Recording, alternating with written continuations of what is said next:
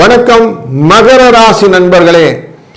4ஆம் தேதி மே மாதத்திலிருந்து 10ஆம் தேதி மே மாதம் வரை உள்ள காலகட்டங்களிலே லாபஸ்தானமான விருச்சிக ராசியிலே அனுஷ நட்சத்திரத்திலிருந்து புறப்படுகிற 7ஆம் இடத்துக்காரரான இந்த சந்திர பகவான் உங்க ராசியினுடைய அவிட்ட நட்சத்திரம் வரை வருகிறார்.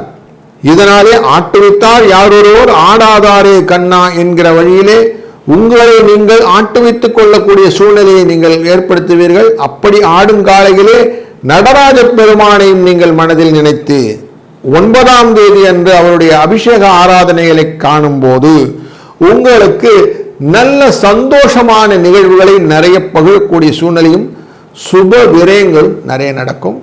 உடல் ஆரோக்கியமும் மன எழுச்சியும் மன வலிமையும் உண்டாகக்கூடிய காலகட்டம் இது. அவசியம் நீங்கள் நல்ல மனனுடன் கடனை அடைக்க 5ஆம் தேதி உபயோகமாக இருக்கும்.